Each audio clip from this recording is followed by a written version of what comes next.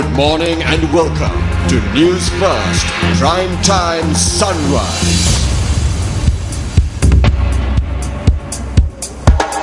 Hello there, very good morning and welcome to Newsfirst Prime Time Sunrise with me, Shane Silva, on the 17th of October 2014. Let's start off with a look at your headlines. Showers accompanied by lightning to develop in several areas of the island. Special dengue eradication program to commence in the Western Province today. And 8 New York hospitals prepare to handle Ebola cases.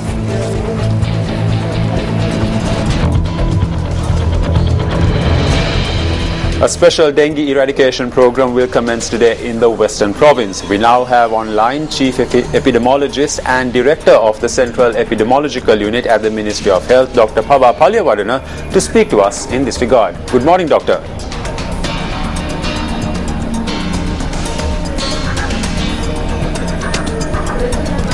Good morning, Dr. Palyavadana. Good morning. Doctor, now first and foremost, in which areas will this program be implemented? Yes, we launched a special dengue elimination program in the Western Province from today onwards. So we'll be having the program today and tomorrow, involving all 3 districts in the Western Province, Colombo, Gampaha and Kalitara. How many areas do you wish to cover, or rather how many houses do you wish to cover through this program?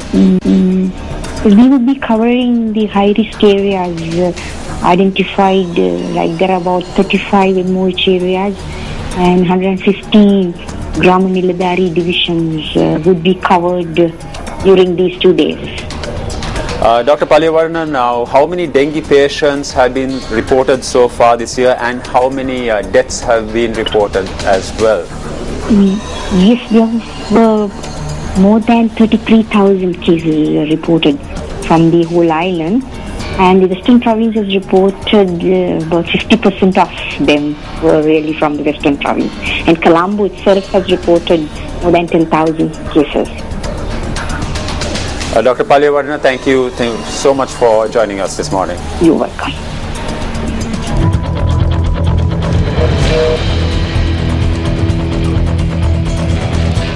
A media briefing on the program that has been implemented for expat Sri Lankan workers was held in Colombo yesterday. This is the first time in which representatives from Asian countries, including representatives from the Colombo process, are working with European countries are meeting outside Europe. We are lucky that this opportunity was the border to Asia, and within the Asian countries they chose Sri Lanka. We have an idea to create a single secretariat for this process. Now the 11 countries participating in the Colombo process have joined hands for this mechanism. දැන් ඒ යෝජනාව පිළිබඳව කොළඹ ක්‍රියාදාමයේ රටවල් 11ම එකඟ.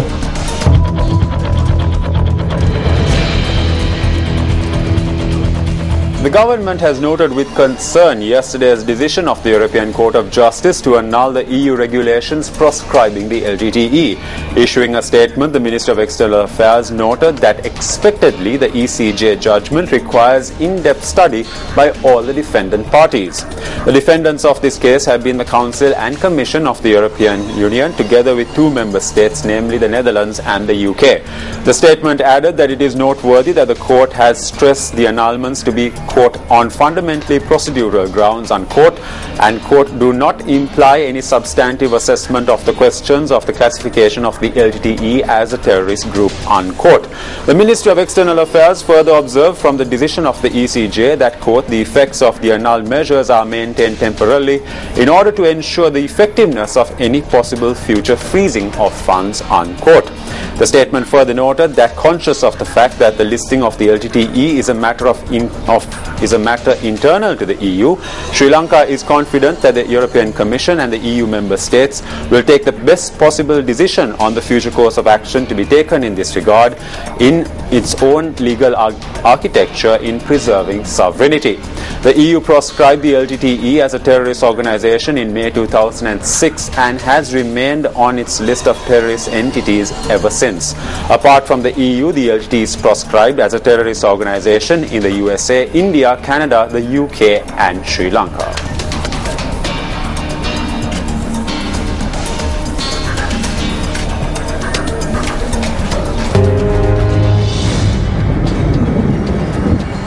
As mentioned in your headlines this morning, now the Met Department says that showers accompanied by lightning will occur over most parts of the island during the afternoon and night due to the wavy type of disturbances in the atmosphere. Heavy rainfall in excess of 100 millimeters is also likely at some places. According to the department, showers are expected in the northern, eastern and southern coastal areas during the morning as well. There may be temporary localized strong winds during the thunder showers. The general public is kindly requested to take adequate precautions to minimize the damages caused by lightning activities.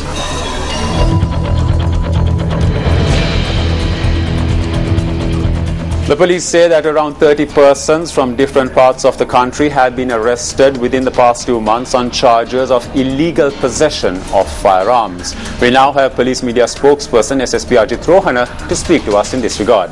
Good morning, SSP Ajit Rohana. Good morning. SSP, what is the exact number of arrests that have been made so far with regards to these weapons?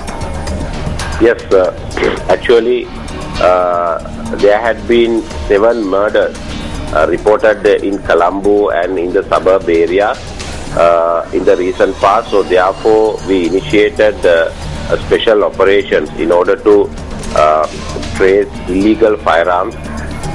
So during a period of 2 months' time, we were able to trace 30 weapons, including 7 automatic weapons. Especially this incident had taken place in Modara, Dematagoda, Polonnawa and Mount Lavinia areas. So therefore we conducted this operation, and in 2 days ago 3 live hand grenades and 2 weapons, firearms recovered by CCD.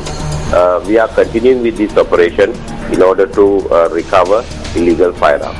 SSP Ajit Rohana, you mentioned the fact that the arrests were made further to murders that took place in the past 2 months. Now, are any of these weapons connected or linked to any of the murders that have taken place?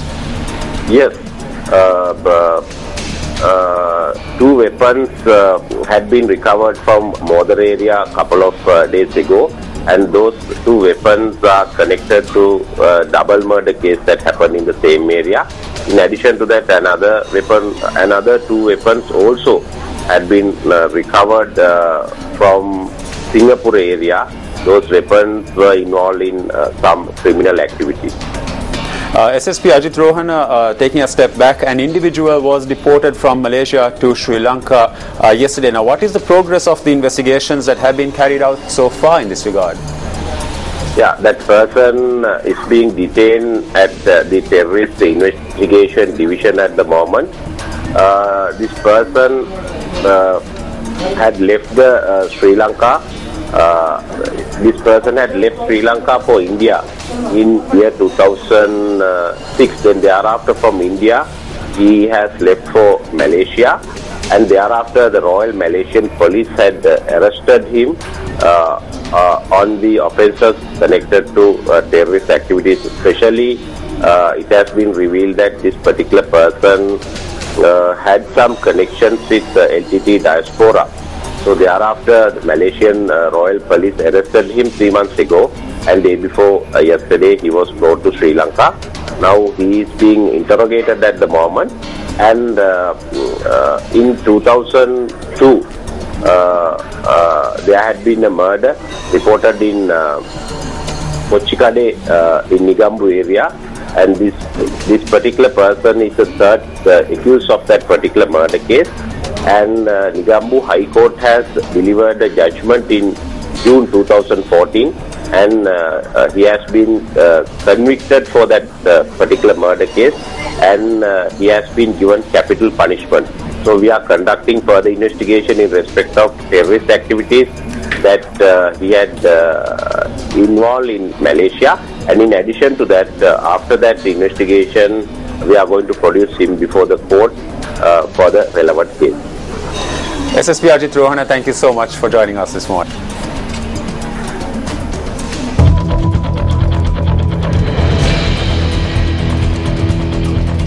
The body of a 48-year-old woman has been found in a house in Mirissa in Waligama in Mathura.